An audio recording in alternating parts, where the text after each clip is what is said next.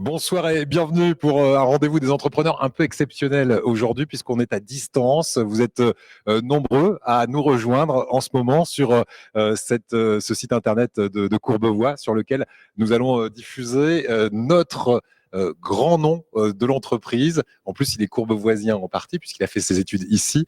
Notre invité aujourd'hui, Steve Abourgeli. Je prononce bien d'abord, Steve? Exactement. Voilà, Steve Merci. Abourgeli. On va découvrir dans un instant votre success story, comme à chaque fois, puisque l'idée, comme dans tous ces rendez-vous des entrepreneurs, c'est de souligner les succès, peut-être aussi parfois aussi un peu les galères. On va raconter la belle histoire à la fois de cette entreprise, Doctolib, puisqu'il s'agit de Doctolib, qui a évidemment le vent en poupe en cette période bien particulière. Et puis, on va aussi en apprendre plus sur votre parcours à vous. Et sachez qu'il y a des gens dans cette salle qui sont très intéressés par ce que vous allez dire. Un ancien entrepreneur, c'est le maire de Courbevoie qui nous rejoint à l'instant et qui sera en fin d'émission avec nous. Et puis, je salue également Sharazed Djebari qui est en charge pour Courbevoie, pour la ville de Courbevoie, de ce développement économique. Et on va essayer de développer un peu plus économiquement Courbevoie encore aujourd'hui grâce à vos bons conseils. Steve, juste avant, je m'adresse à ceux qui sont en train de vous regarder en ce moment, qui peuvent interagir, parce que c'est la règle aussi dans ces rendez-vous des entrepreneurs, avec vous par le biais d'un numéro SMS. Alors ce numéro, je l'ai ici, c'est le 07 67 47 00 61. Vous nous écrivez, alors vous pouvez à la fois poser des questions à notre invité, envoyer des petits messages d'encouragement, ça peut se faire aussi, vous n'êtes pas contre? Avec grand plaisir. Et on va maintenant essayer d'en savoir plus sur cette entreprise. Steve Abourgeli, on va découvrir d'abord que vous êtes un entrepreneur qui n'a pas attendu le nombre des années, puisque vous avez moins de 30 ans et vous êtes aujourd'hui à la tête d'une entreprise qui compte 1400 salariés. Exactement. Voilà. Alors, avant d'arriver à cette belle histoire qui commence en 2013, on va remonter un petit peu le temps et puis on va s'installer ici à Courbevoie, puisque c'est à l'université de Courbevoie que vous commencez des études de commerce. C'est bien ça? Exactement. C'était au pôle Léonard de Vinci. Donc, j'étais dans l'école de commerce qui est l'EMLV. L'EMLV, quel souvenir vous gardez globalement de ces études passées ici à Courbevoie? D'excellents souvenirs. Je pense que c'est que le pôle Léonard de Vinci a en partie forgé mon caractère et ma détermination à créer une structure, à changer la donne sur un domaine, et donc là c'est le secteur de la santé, et clairement j'encourage tous les étudiants, s'il y en a qui recherchent une école ou un pôle universitaire pour l'année prochaine, de postuler très rapidement à l'EMLV. Voilà, et je sais que vous avez à cœur de transmettre aux étudiants. J'ai vu pas mal de vidéos sur YouTube, etc. Vous tapez Doctolib, Steve Abourgeli, et vous allez trouver des tas d'encouragements, notamment pour les étudiants. On va aussi parler aux start-upers aujourd'hui grâce à vous. Alors, l'envie d'entreprendre, elle vous prend très très tôt. C'est même avant la fac. Il paraît qu'à partir de l'âge de 13 ans, vous aviez déjà votre entreprise, vous. Exactement. En fait, cette fibre, j'ai la chance d'avoir des parents entrepreneurs. Et donc, cette fibre m'a été transmise par mes parents, par mon cadre familial. Et donc, à l'âge de 13 ans, j'ai eu l'opportunité de créer une société qui était une société de vente de t-shirts, au nom de Head Jeans, pour Abourgeli Jeans. Et donc, à 14 ans, j'ai créé ma première structure, qui était une société de vente de vêtements. Ouais. Dans le textile, donc a priori rien à voir avec les plateformes internet, et on va voir que tout commence grâce à un voyage d'études. Vous êtes donc au pôle Léonard de Vinci. Oui. Pour votre école de commerce, vous avez besoin d'aller expérimenter ce qui se passe ailleurs et notamment en Asie. Exactement. Vous arrivez en Corée du Sud, à Séoul, et c'est parce que vous tombez malade à Séoul que Doctolib commence à germer dans votre esprit. Expliquez-nous. Vous avez totalement raison. Donc, en fait, via un échange universitaire en Corée du Sud, grâce au pôle Léonard de Vinci, donc un soir, je suis tombé malade, rien de grave, mais j'avais besoin de consulter un professionnel de santé. Je connaissais rien au système de santé coréen, et mon colocataire coréen m'a dit: pas de souci, je vais trouver un rendez-vous avec un professionnel de santé qui parle français et qui sera pas très loin du campus. Et donc, j'ai été agréablement surpris.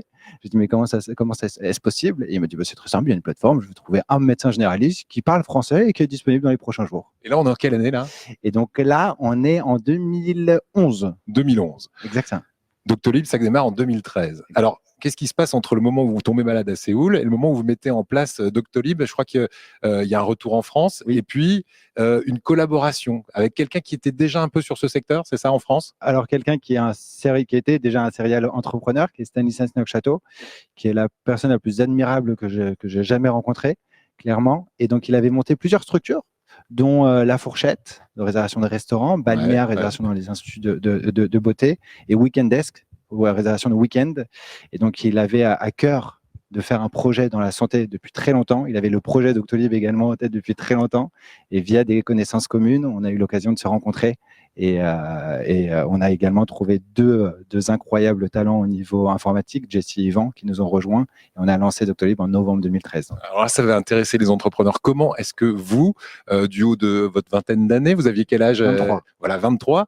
Vous arrivez à mettre, j'allais dire, le grappin sur un serial entrepreneur. Ça se fait comment la rencontre? C'est quoi? C'est du culot? C'est en partie du culot, mais surtout, en fait, c'est du bouche à oreille d'entrepreneurs. Mais comment rencontrer ces entrepreneurs initialement? C'est aller à des événements, ne pas hésiter de parler. Parler si vous avez un projet, donc d'en parler, de demander des avis. Il ne faut pas avoir peur, je pense, de présenter le projet qu'on a en tête, de prendre des avis, de prendre du recul, de prendre de la hauteur sur ce qu'on souhaite faire ou ce qu'on fait actuellement. Ou même, si vous n'avez pas de projet en tête, de discuter avec des entrepreneurs, avec des personnes qui ont réussi ou échoué. Et ces entrepreneurs ont peut-être des besoins. Exactement. Ouais. Et là, c'était le cas. C'est-à-dire que quand vous avez parlé de votre idée de cette plateforme pour prendre des rendez-vous chez le médecin via Internet, ça a tout de suite mise en relation, en effet. On m'a dit, maintenant, il faut que tu rencontres une personne qui m'en parle constamment. Ouais.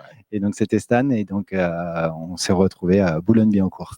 Alors, avant de mettre en place la plateforme, oui, vous faites un grand sondage parce qu'on se dit, bon, d'accord, ça marche en Asie, à Séoul, c'est super, mais est-ce que chez nous, ça va prendre? Et on s'est posé la question pendant très longtemps ici, avant le Covid. La téléconsultation, ça n'avait pas forcément, pas bonne presse, mais en tout cas, on allait plutôt chez son médecin que dans son salon pour une consultation médicale. Vous faites un sondage à l'échelle de 500 praticiens. C'est comme ça que ça se passe? Exactement. C'est-à-dire qu'en 2013, on a l'idée, on a l'équipe, mais il fallait confirmer que le projet était viable et c'était une attente, un besoin des professionnels de santé. Et donc, en fait, on est allé rencontrer 500 professionnels de santé et assistantes pour comprendre comment ils fonctionnaient, pour savoir comment on pouvait améliorer leur quotidien, comment on pouvait en fait leur simplifier leur organisation.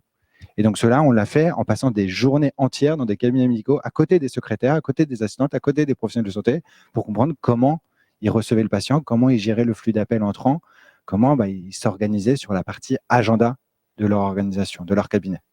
Et c'est là que vous mettez le doigt parce que vous allez les alléger, parce que l'idée c'est ça, c'est alléger la tâche du praticien, mais aussi des assistants et des assistantes médicales. Exactement. Médicaux.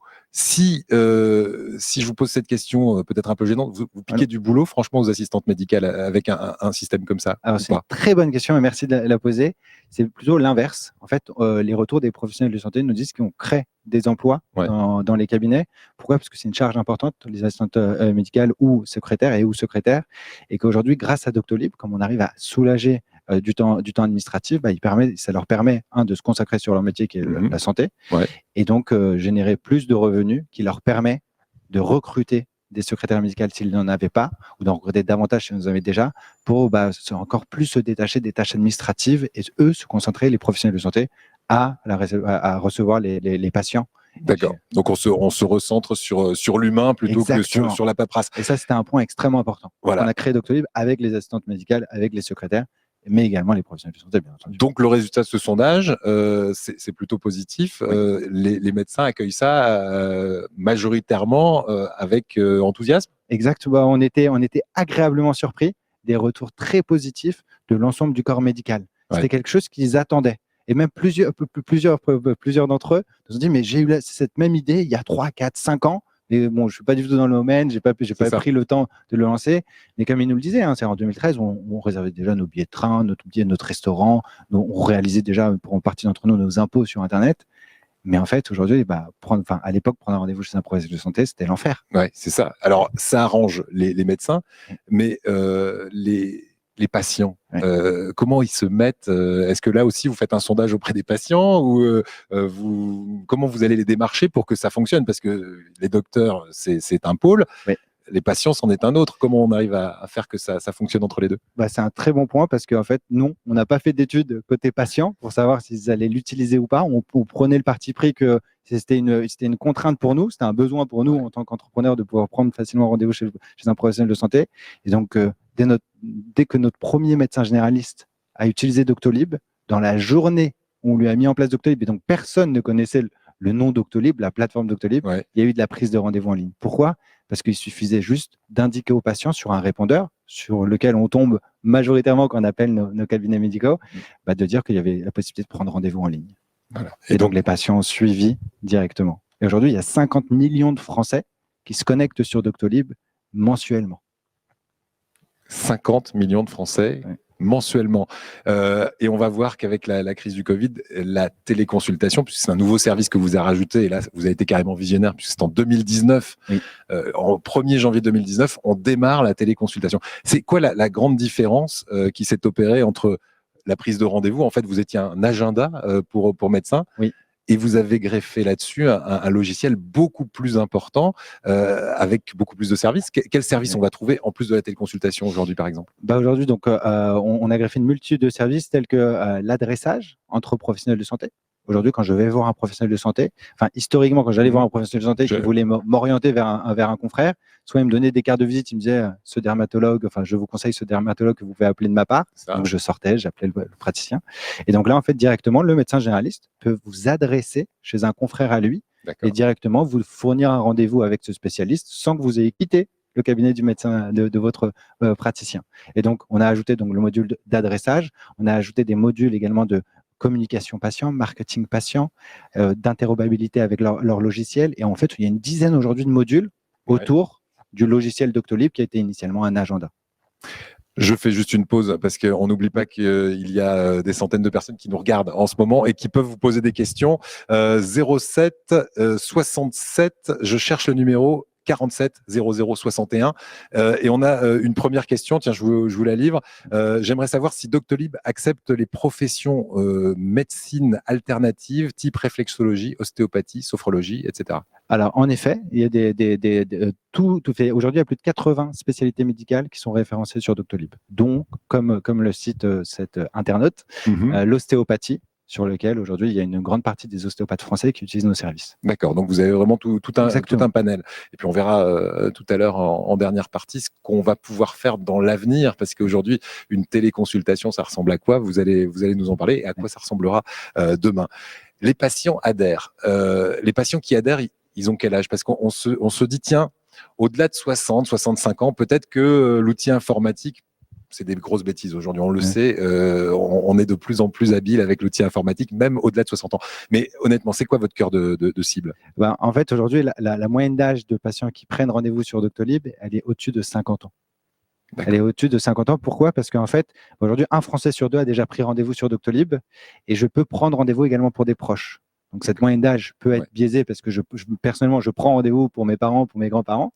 Mais donc, aujourd'hui, c'est le reflet de la société, de la patientèle qui vieillit au fur et à mesure des années. Et donc, la moyenne d'âge est de plus de 50 ans sur la prise de rendez-vous sur doctolib.fr. Quel est le modèle économique? Parce qu'on parle à des entrepreneurs, ils veulent savoir aussi comment on gagne de l'argent avec ça, parce que le patient ne paie rien sur Doctolib. On est d'accord. Gratuit. La prise de rendez-vous, c'est gratuit. C'est donc forcément le médecin qui casque. Oui, c'est le praticien qui paye l'abonnement en effet Doctolib. Alors ça coûte combien par exemple c'est 129 € TTC par mois. Par mois. Tout compris. Voilà, donc c'est une aide à l'assistance médicale pour prise de rendez-vous. C'est l'ouverture aussi à la téléconsultation qui est comprise? Alors, durant la période, la crise sanitaire qu'on a connue, en effet, on a soutenu l'ensemble des professionnels de santé en France et en Allemagne, à vrai dire parce qu'on est présent en Allemagne, en leur fournissant gratuitement l'outil de téléconsultation. Sinon, c'est un outil supplémentaire, c'est un produit supplémentaire qui coûte 79 € TTC par mois.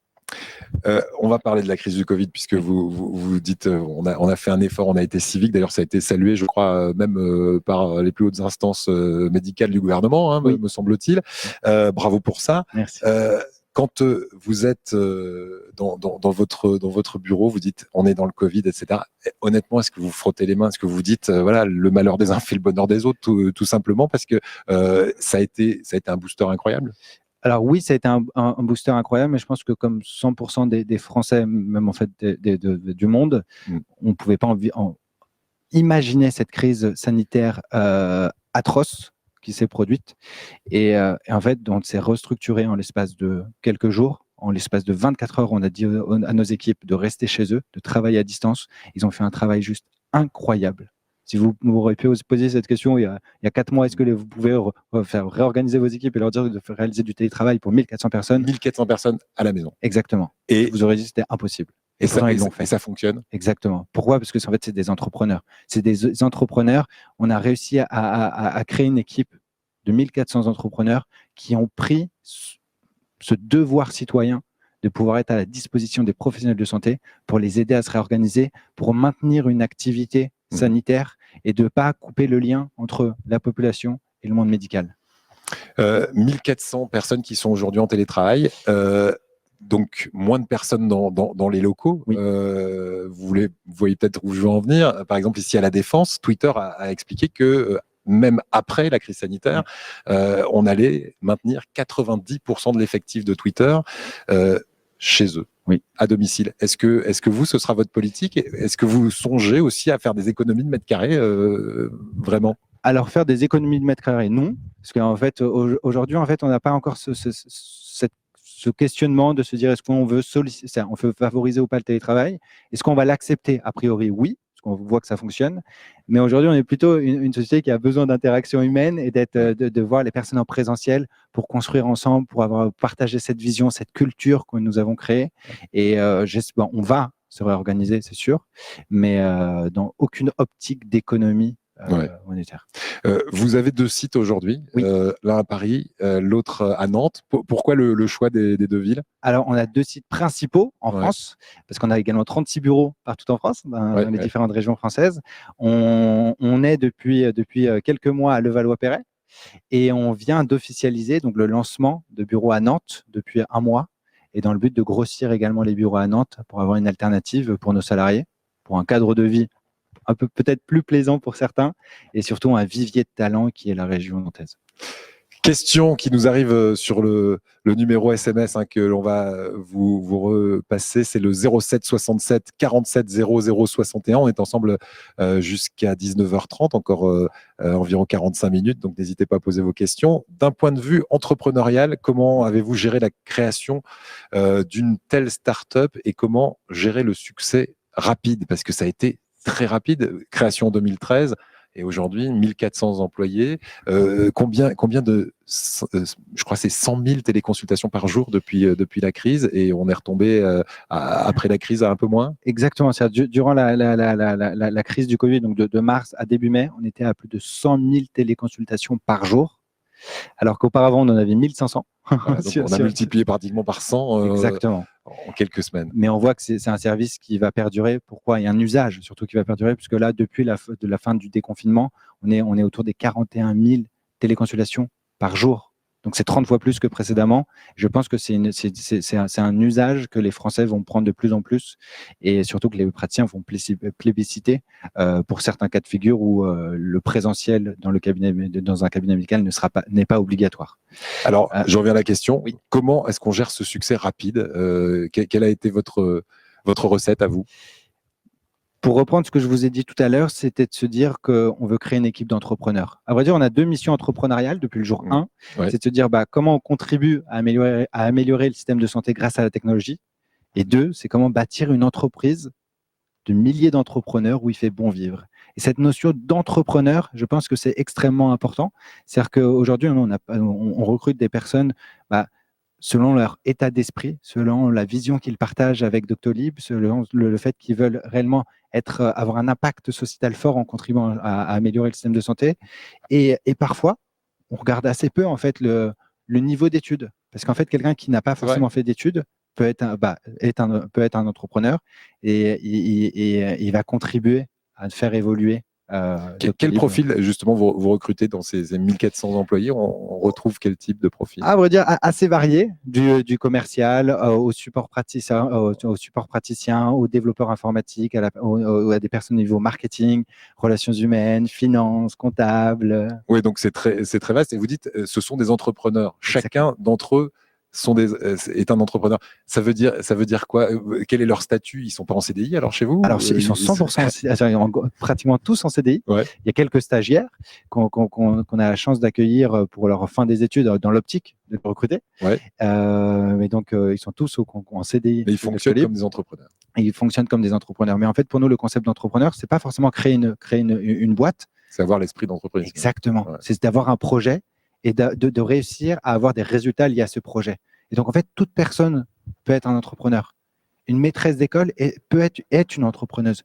Elle a une mission et son but, c'est d'avoir des résultats liés à cette mission et d'avoir une vision claire sur les semaines, les mois, les années à venir. Et on pense que c'est indispensable. Voilà. Et l'esprit d'entreprise, il l'a bien, hein, Steve, parce que après la France, on s'attaque à un autre marché, celui de l'Allemagne. Et justement, je rebondis sur une question qui nous arrive par SMS. Doctolib est présent en France et en Allemagne. Comment caler quel est votre modèle dans d'autres pays? Comment caler ce modèle dans d'autres pays? Avez-vous prévu de vous lancer aux États-Unis après l'Europe? Très, très bonne question. Et merci Ça existe beaucoup. déjà aux États-Unis ou pas? Alors oui, aux États-Unis, il y a des similitudes en fait, il y a de la prise de rendez-vous en ligne chez les professionnels de santé, oui. Ouais. Cependant, en fait, on est allé regarder ce qui se faisait à l'extérieur, ce qu'on pouvait faire dans d'autres pays. Et pour être transparent avec vous, en fait, le système de santé, il est unique à chaque pays. Ouais. Il est différent dans chaque pays. Et donc, c'est extrêmement difficile de dupliquer un service tel que Doctolib dans d'autres pays, déjà à l'échelle européenne, mais dans le monde. C'est très psychologique, en fait. En France, il y a encore quelques années, on n'aurait pas imaginé faire une consultation autre qu'en cabinet. Alors, pour la téléconsultation, oui, mais en plus de l'aspect, dans certains cas de figure psychologique, c'est également la structure en fait, du système de santé. Vous voyez, par exemple, en Angleterre, c'est un système de santé 100% public. Et donc, c'est géré par l'État. Et à la différence de la France, où il y a un aspect public et un aspect privé. Et donc, en Angleterre, c'est l'État qui s'occupe de développer un site comme le vôtre, par exemple. En grande partie pour une partie significative des professionnels de santé, en effet, des spécialités médicales. En Allemagne, ça s'est passé comment, l'introduction? Alors, en Allemagne, c'était un marché extrêmement intéressant, puisque c'est le premier marché en Europe en nombre de professionnels de santé.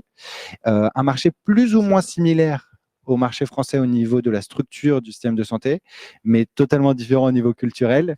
Et donc, c'était extrêmement intéressant. C'est extrêmement intéressant de découvrir ce pays qui a une avance au niveau de la structuration dans les cabinets médicaux. Un cabinet médical avec un médecin généraliste seul, ça n'existe pas en Allemagne.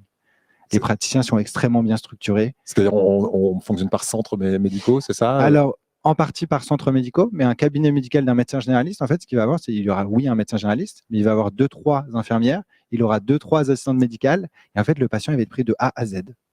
Et donc, potentiellement, il va faire même ses prélèvements sanguins dans le cabinet du médecin généraliste, ce qui n'existe pas en France, par réglementation et par structuration également différente. Et donc, plus facile ou plus compliqué d'entrer, ou très différent d'entrer en Allemagne? Différent. Ouais.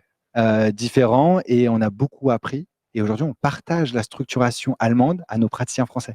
D'accord. On leur dit, en fait, vous pourrez peut-être être structuré de telle manière comme vos confrères allemands, et vous pourrez gagner en efficacité pour mieux gérer et apporter un meilleur niveau de soins, peut-être auprès des en mutualisant, par exemple, entre médecins? En créant des cabinets où il y a plusieurs professionnels de santé de spécialités différentes qui peuvent se créer, ce qui est le cas aujourd'hui avec les maisons de santé pluridisciplinaires. Mais c'est un beau challenge, et au plaisir de le dupliquer dans différents pays, et pourquoi pas aux États-Unis. Voilà. Si cette personne souhaite nous rejoindre. Voilà, appel aux entrepreneurs qui ont envie de traverser l'Atlantique. Allez, on a 2 autres questions, parce qu'on va essayer de donner la priorité. Il est 18h53, on a encore une grosse demi-heure à ceux qui nous regardent. À quel moment avez-vous sollicité des investisseurs, des levées de fonds? Alors, très bonne question, et merci beaucoup. Et avant de répondre à cette question, je sais qu'il y a beaucoup d'entrepreneurs qui ont une obsession, c'est de lever des fonds. Mais ce n'est pas nécessaire. Tout dépend de votre structure. Il y a une multitude d'entreprises qui n'ont pas besoin de lever des fonds. Et donc, ne levez pas des fonds. Vous, ça a été le cas, par exemple? Nous, ça a été le cas. Pourquoi? Parce que Doctolib, en fait, initialement, on est une boîte sales. On avait besoin d'une multitude de business développeurs partout en France pour aller rencontrer les praticiens porte par porte.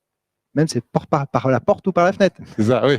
C'était Région par région, ville par ville, rue par rue, porte par porte. Et quand la porte était fermée, on se mettait devant la fenêtre. Et donc, par rapport à ça, on a levé très rapidement, plus ou moins dès la création de Doctolib, par des entrepreneurs français qui ont souhaité nous soutenir. Voilà, 2013 la création par exemple, tout de suite on a un noyau dur d'entrepreneurs comme vous les appelez, qui était de combien d'entrée de jeu, il fallait parler en centaines d'employés déjà ou pas? Alors, pour aller faire ce porte-à-porte qui a l'air quand même. Alors en effet, on avait cette vision de très rapidement monter à une centaine de salariés sur les 18 premiers mois de Doctolib.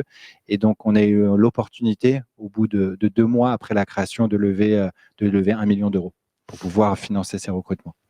Je déchiffre la question. Avez-vous prévu d'intégrer la partie paiement dans l'application? C'est un vrai confort de se libérer de l'étape de paiement avec le professionnel. Confère Uber, nous dit cet internaute. C'est une très bonne question et très bonne fonctionnalité qu'on pourrait envisager. Donc, je vais la refaire remonter aux équipes sur comment payer on sa pourrait consultation, par exemple. Voilà, payer la consultation. Après, c'est un peu plus compliqué parce qu'il y a la partie sécurité sociale, mutuelle. Et donc, en effet, si on pourrait avoir juste le reste à charge à pouvoir payer de manière dématérialisée via l'application Doctolib, c'est une très bonne fonctionnalité qu'on pourrait mettre en place, qu'on n'a pas aujourd'hui. Et très bien, je vais la faire remonter. Merci. Voilà une bonne idée. La téléconsultation, c'est normalement en supplément, hein, vous le disiez, pour les médecins. Pendant toute cette période, vous leur avez offert cette possibilité de téléconsulter. Quand est-ce qu'on va retourner à un fonctionnement normal? Ça coûte beaucoup plus cher que ces 129 € pour un médecin de téléconsulter en plus d'avoir la prise de rendez-vous? C'est un coût de 79 € de TTC pour activer le service de vidéoconsultation. Et donc là, on va recommencer à facturer ce service à partir du mois de juillet. D'accord. Voilà, à partir du mois de juillet. Aujourd'hui, les hôpitaux aussi utilisent Doctolib. De quelle manière? Comme un professionnel de santé, en utilisant l'agenda, le logiciel Doctolib pour permettre à leurs patients de prendre rendez-vous en ligne et pour les professionnels de santé de gagner du temps et de mieux gérer. D'accord, on reste sur le basique agenda comme au départ. Pas encore de téléconsultation à l'hôpital? Alors si, de plus en plus d'hôpitaux ont mis en place la vidéoconsultation durant cette période de crise sanitaire et ils ont été proactifs pour certains d'entre eux à nous contacter en nous disant comment vous pouvez nous aider, comment vous pouvez nous la mettre en place. Donc aujourd'hui, une partie significative des hôpitaux français utilisent la consultation vidéo sur Doctolib. Très bien. On revient sur ce qu'on disait tout à l'heure sur les autres pays européens. Oui.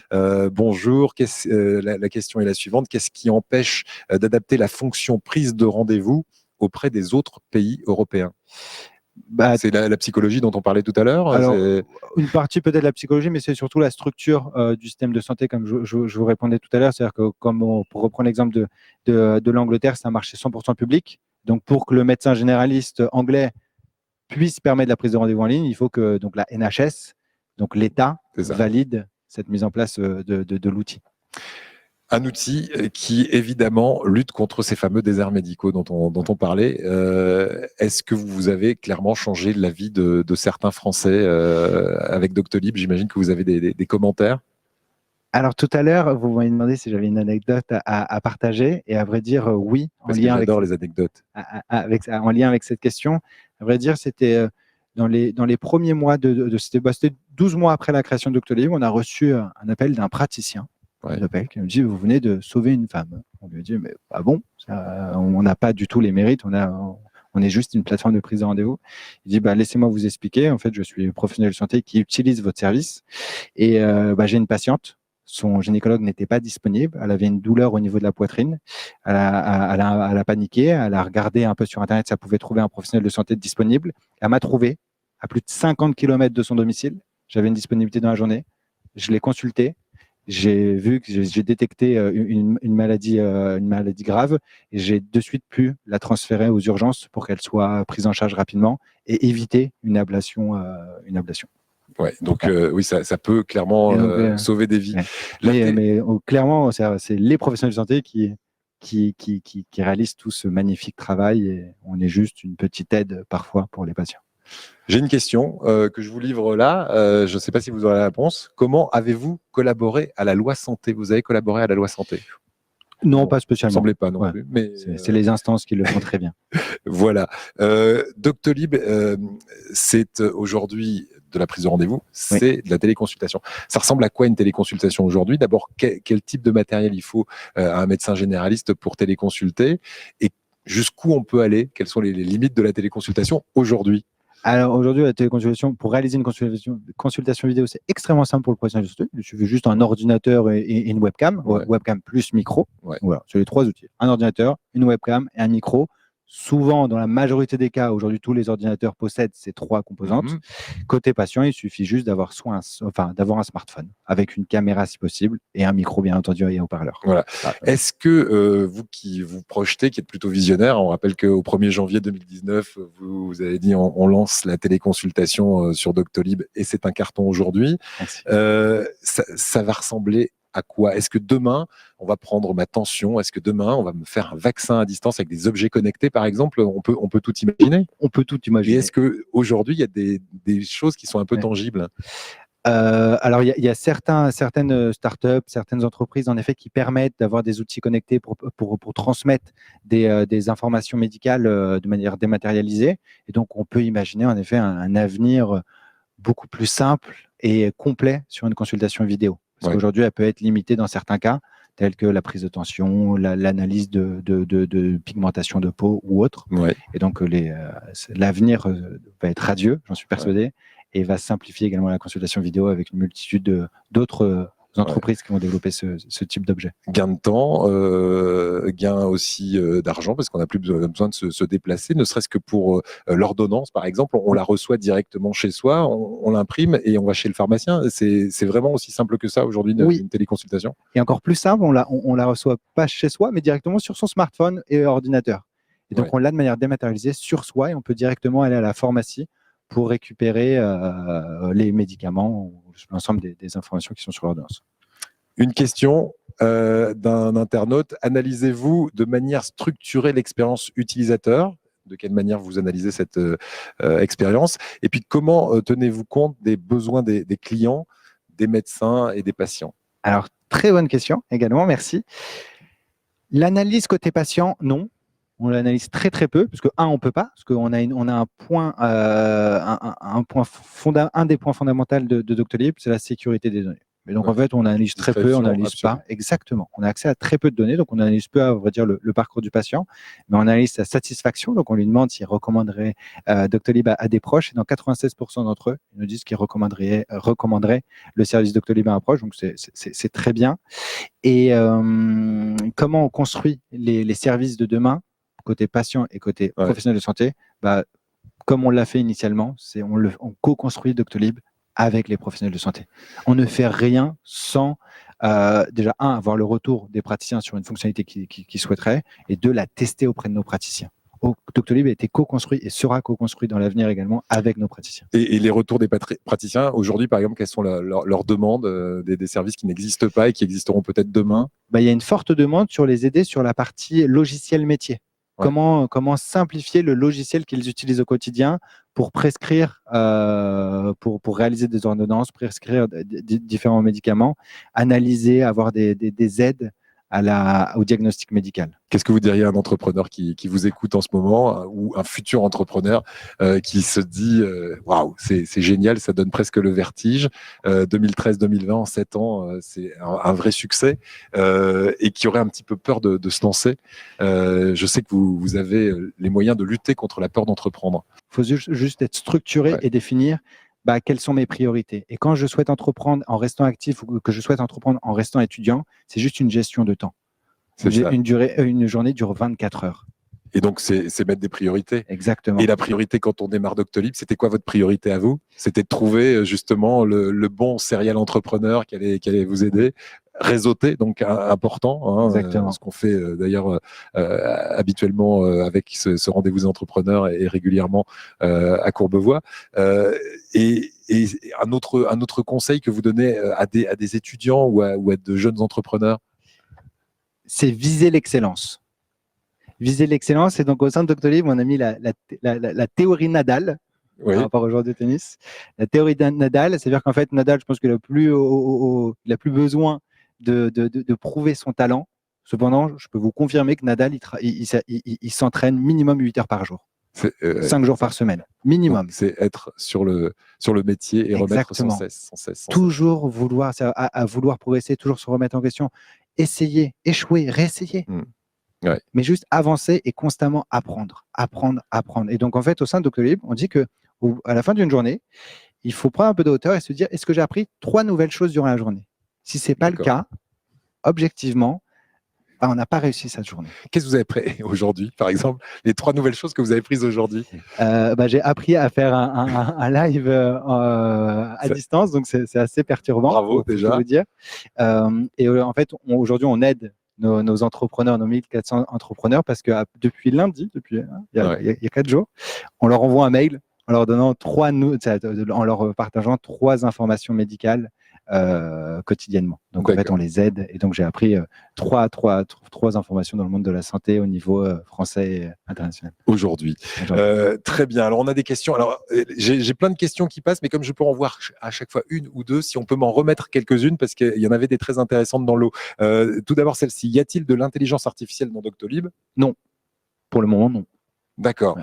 Autre question, si on peut m'en renvoyer une ou deux de tout à l'heure, parce que effectivement, vous nous posez ces questions sur ce numéro SMS qu'on va vous rediffuser, 07 67 47 00 61.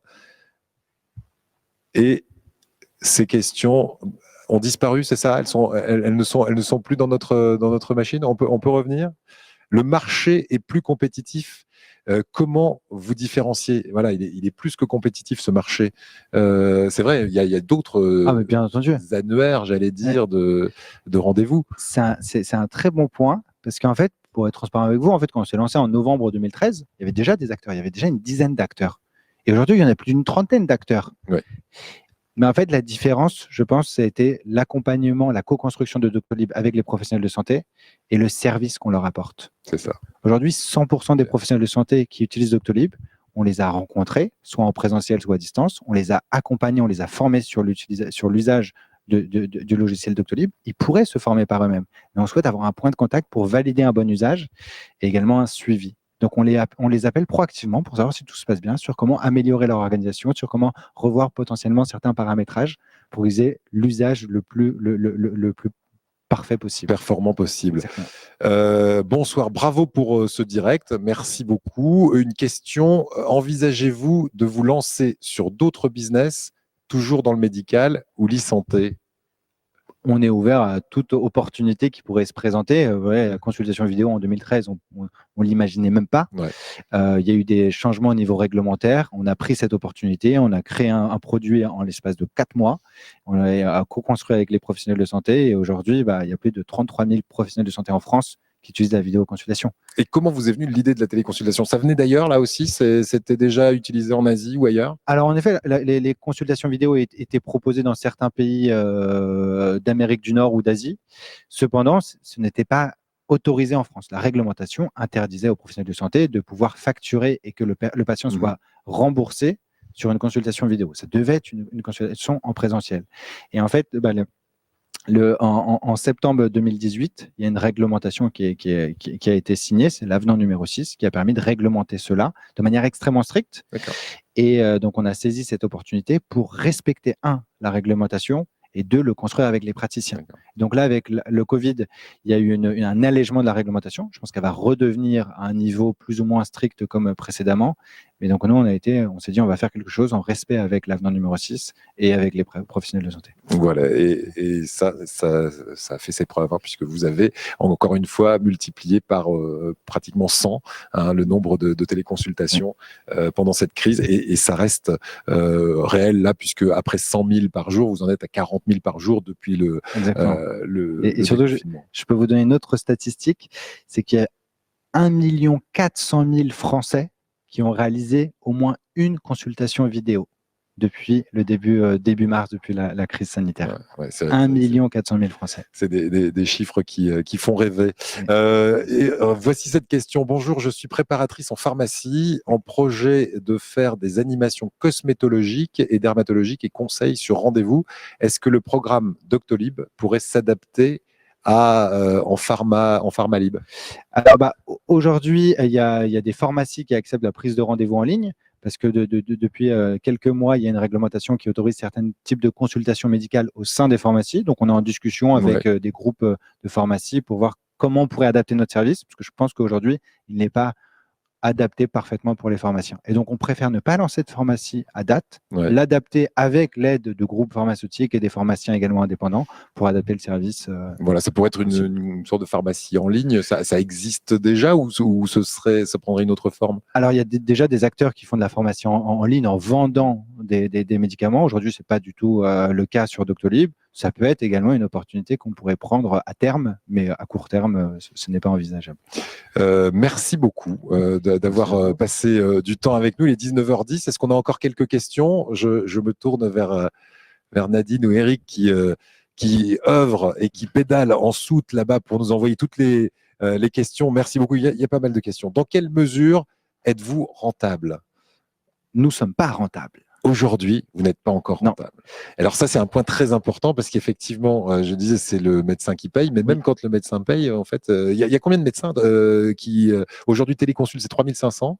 Et en tout, vous avez combien de Aujourd'hui, il y a 33 000 praticiens qui réalisent de la consultation vidéo, qui permet de la consultation On est sur 33 000 qui téléconsultent? Exactement. Alors, il y a 125 000... J'avais une décimale. Il y a 125 000 praticiens qui utilisent nos services.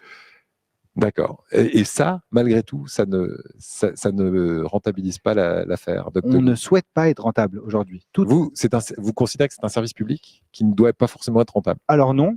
En fait, aujourd'hui, on a pris le choix de ne pas être rentable à terme.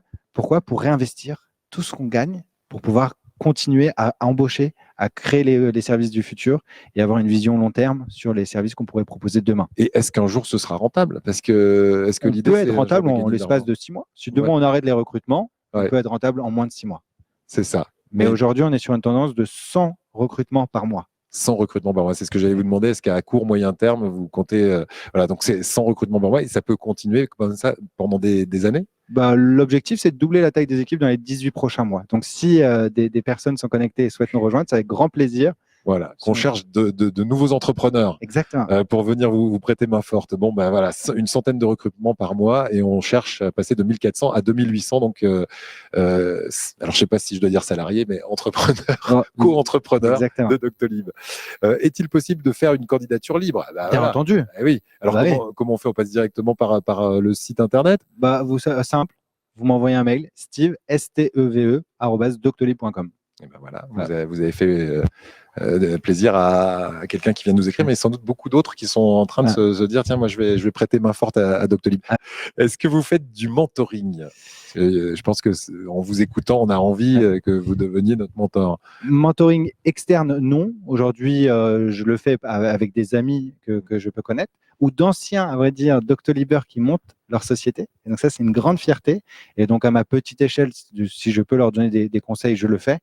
Mais je ne le fais pas à l'extérieur. Donc, mais au sein de Doctolib, bien entendu, on fait du mentoring avec l'ensemble de nos équipes. On a un suivi, une montée en compétences, on met en place une multitude de programmes pour que tous, on puisse devenir meilleurs jour après jour. Je crois que ça pourrait être le mot de la fin. On a une question qui n'est pas une question, qui est un message tout simplement. Bravo, merci, très intéressant. Et je confirme. Merci beaucoup à vous, Steve, et longue vie à Doctolib. Et on l'a noté, c'est en plus dans l'idée que ce soit pas forcément rentable, mais de faire vivre un maximum de gens. Et franchement, bientôt 2800 salariés de Doctolib, une entreprise française avec quelqu'un qui a fait ses études ici à Courbevoie, ça va forcément faire plaisir à celui qui va venir prendre ce micro. C'est bien sûr Jacques Kosowski, le maire de Courbevoie et le président du territoire Paris-Ouest La Défense qui nous rejoint et qui vous a écouté avec beaucoup d'attention, j'en suis certain. Steve, restez avec nous. Bonsoir, monsieur le maire. Bonsoir. Monsieur l'entrepreneur maire, parce que Oui, je vrai. disais à Steve avant de commencer, c'est un maire qui connaît son affaire en matière d'entreprise. En l'écoutant, je me dis que j'aurais dû commencer plus tôt. Quand même. Voilà, oui.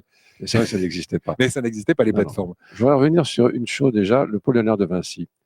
Ce que vous ne savez pas, c'est que le pôle Léonard de Vinci, quand il a été créé, on n'avait pas besoin, quand on était étudiant, d'avoir un financement. Si vous étiez motivé, vous rentriez directement et gratuitement à ce pôle Léonard de Vinci et on vous payait vos études. C'était la philosophie du pôle Léonard de Vinci. Après, ça a évolué, bien entendu. Mais ça veut dire que c'est quelque chose qui se faisait. Comme en plus c'est sur Courbevoie, autant en parler. La deuxième chose, en 2010-2011, j'ai des jeunes qui viennent me voir à l'Assemblée nationale, parce que j'ai été député pendant une vingtaine d'années, qui me disent, voilà, on voudrait monter une plateforme pour demander la possibilité à des clients ou des patients plutôt de téléphoner au lieu d'avoir chez le médecin. Et donc, j'ai dit, c'est une bonne idée pour moi. Je réunis quelques médecins et professeurs de l'Assemblée nationale et qui me disent, mais c'est une erreur, c'est pas possible, ça ne se fera pas. J'en ai parlé justement avec les collaborateurs. J'ai dit, bon, Ça ne marche j'ai essayé, c'est pas possible. comme Guy Degrelle. Le français, c'est pas habitué à ça. Les médecins n'accepteront pas. Et à l'époque, une petite anecdote, on m'a dit, écoute, si tu peux mettre un peu d'argent, bon, pas beaucoup, parce que j'en avais pas beaucoup. J'ai dit non, moi, c'est pas la peine. Je l'ai pas fait. Et je me dis, si je vous avais rencontré, le peu que j'aurais pu donner, ça m'aurait quand même rapporté beaucoup. Mais à l'époque, il y a encore 2010, 2011, ça marchait pas. Et on se dit que la leçon qu'il faut avoir, c'est quand vous avez quelqu'un en face de vous qui vous propose quelque chose, réfléchissez avant de dire non. Rien n'est impossible. Alors, quand vous n'êtes pas de la profession, vous pouvez réfléchir encore mieux. Quand vous êtes de la profession, vous êtes sûr d'avoir la raison. C'est pas possible. Les grands professeurs me disaient non, ça marchera pas. Aujourd'hui, ils s'en souviennent pas, mais moi, je m'en souviens. C'est une autre chose. Une autre chose, c'est que est-ce que les villes peuvent arriver à travailler avec vous? Je ne sais pas comment, mais je vous explique. La plupart des personnes sont souvent, quand ils ont un bout de ressources, embêtés, ils ne savent plus où s'adresser, et ils vont voir leur maire, quel que soit. Et je me dis, est-ce qu'il n'y aurait pas la possibilité, une idée, d'avoir une plateforme, un endroit dans nos villes où on serait relié avec vous, et si les gens, parce que tout le monde ne maîtrise pas autant l'informatique, venir chercher à Courbevoie ou ailleurs dans d'autres villes et se mettre sur votre plateforme. Alors je ne sais pas comment ça pourrait se faire, est-ce que c'est une idée ou pas? Si c'est une idée, je veux bien la travailler, puisqu'on a travaillé avec le Covid, on a beaucoup travaillé aussi, et je me dis pourquoi pas essayons ça. Puis la dernière chose, c'est nous avons créé, monsieur le grand journaliste qu'on connaît le sait, un catalyseur. Le catalyseur, ce sont des startups qui débutent, qui sont toutes seules, qui ne savent pas exactement quoi faire. Et elles ont embêté, vous savez, quand vous créez une startup, vous avez l'idée de trouver ce qu'il faut faire, mais le financement, vous ne l'avez pas toujours, la façon de faire, vous n'avez pas toujours, des fois, ça ne fonctionne pas. Et donc, en créant ce catalyseur qui est sur la défense, ça a permis à toutes ces jeunes startups d'être parrainées par des grandes entreprises qui ont dit, ben voilà, écoutez, nous, on peut vous aider pendant 1 an, et puis après, on verra ce qu'on peut faire. Et pendant cette année, ça les aide beaucoup. Je me dis, est-ce que ça serait pas bon non plus? Parce que j'ai appris que vous étiez quand même ce qu'on appelle les licornes, c'est-à-dire que vous êtes valorisé à plus d'1 milliard d'euros. Vous savez, je ne reçois pas moins. Moi, il faut avoir 1 milliard d'euros, sinon je ne reçois pas, qu'on voit. Et je me suis dit, est-ce qu'un jour, il ne serait pas bon que vous puissiez visiter le catalyseur et que vous puissiez dire, écoutez, moi, s'il y a des jeunes startups, moi, je peux vous aider, parce qu'on s'est dit toujours qu'il y en a qui réussissent, il y en a qui ne réussissent pas, et ceux qui ne réussissent pas, il faut savoir pourquoi. Parce que souvent, s'ils ne réussissent pas, c'est parce qu'il leur manquait quelque chose. Et ils peuvent repartir pour réussir. J'ai écouté ce que vous aviez dit. Et c'est vrai qu'il faut avoir le temps. Si on n'a pas le temps, il ne faut rien faire. Et le temps, ça se prend. Voilà. Voilà, donc c'est quelques questions, si je peux me permettre. Excusez-moi de vous poser des questions. C'est toujours intéressant. Merci beaucoup, monsieur le maire. Donc, première question par rapport aux mairies.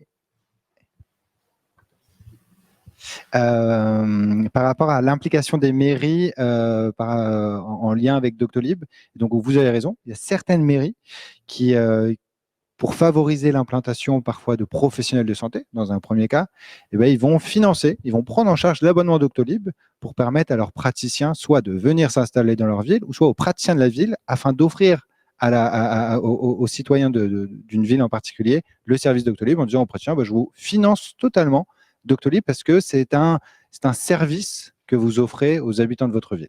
Ça, c'est le premier point. Et le deuxième, c'est que également, durant cette crise, vous avez raison, il y a des mairies qui ont pris l'initiative au sein de leur structure de pouvoir accueillir des personnes afin de les aider à trouver des professionnels de santé via la plateforme Doctolib, parfois d'autres, et être en aide pour réaliser des consultations vidéo. Parce que ça peut être des personnes qui n'ont pas le matériel informatique nécessaire ou des personnes qui n'ont pas un usage particulier de la technologie. Donc, c'est des aides qui sont fournies parfois par des mairies, parfois par des associations, et sinon, avec le travail exceptionnel des aides soignants à domicile qui le font. Et donc, un grand mérite à eux également de prendre du temps pour aider les personnes âgées ou autres à faire des consultations vidéo. Sur le deuxième aspect, sur l'incubateur que vous avez mis en place au sein de Courbevoie, et donc je vous confirme qu'on aide déjà certains entrepreneurs en lien avec la santé. Dans un premier temps, on leur apporte un soutien, on leur consacre du temps, et on a mis en place l'année dernière un hackathon. Donc c'est un grand événement avec des développeurs, avec des personnes qui ont des porteurs de projets en lien avec la santé, et c'était avec l'AP-HP. Nous avions annoncé un nouvel hackathon qui devait avoir lieu fin mai. Malheureusement, nous avons dû le déplacer. Nous allons le réaliser avec une très grande université américaine. Et je pense en fait la plus grande université au monde, et qui est le MIT. Et donc à tout porteur de projet ou personne qui souhaiterait rejoindre un projet. Et je vous invite fortement à regarder donc la prochaine date qu'on n'a pas malheureusement de cet hackathon qui sera réalisé à Paris, conjointement avec le MIT et Doctolib. On pourra avoir l'info quand de ce hackathon et où sur votre site, par exemple, on va en parler? Alors, on va en parler sur notre blog, pas forcément sur notre site, mais également sur les différents réseaux où nous sommes présents, Facebook, Twitter. On annoncera la nouvelle date et j'espère qu'elle aura lieu en 2020, mais j'ai aucune certitude sur ce point. Voilà, pour le coup de pouce. Donc, je retiens que nous pouvons travailler avec vous sur, en effet, des projets en lien avec la santé. Alors, je ne peux pas faire trop de projets parce que je suis dans une période électorale, donc ça m'est difficile. Mais j'ai retenu, toujours bon à parler, je vous prie, mais c'est toujours bon à retenir. Voilà. Et puis, je vous rappellerai simplement que très heureux de vous recevoir ici, tout simplement parce que Courbevoie, c'est aussi le berceau un petit peu de la pharmacie. Il y a eu beaucoup de laboratoires qui étaient à Courbevoie. D'accord. Voilà. Ah, je ne savais pas, mais merci. Et mon fils profite de Doctolib puisqu'il est simplement, disons, podologue et il profite aussi de votre plateforme. Ça va, et ça marche bien. Écoutez, oui, ça va. Il vous a pas fait de retour non. négatif, donc tout va bien. Je vous dis, quand on est valorisé à 1 milliard d'euros, c'est parce que quand même on a des connaissances. On est bon, parce que sinon, ça c'est surtout en France. Absolument. Merci beaucoup. Merci beaucoup à vous, monsieur le maire, et merci encore à Steve, à vous, Régie. C'est comme ça qu'on prononce. Steve qui, a moins de 30 ans, encore une fois, est à la tête de cette, même si par humilité, il dit qu'il y a 1400 entrepreneurs, c'est en tout cas le premier d'entre eux pour Doctolib. Longue vie à Doctolib et merci de nous avoir raconté votre success story. À très bientôt pour un autre rendez-vous des entrepreneurs dans une version peut-être plus humanisée avec du contact, on l'espère, une prochaine fois. Et en tout cas, merci pour vos nombreux messages et une très très bonne soirée. Il est pratiquement 19h30 et merci d'avoir passé ce temps précieux avec nous. À bientôt. À très vite. Au revoir.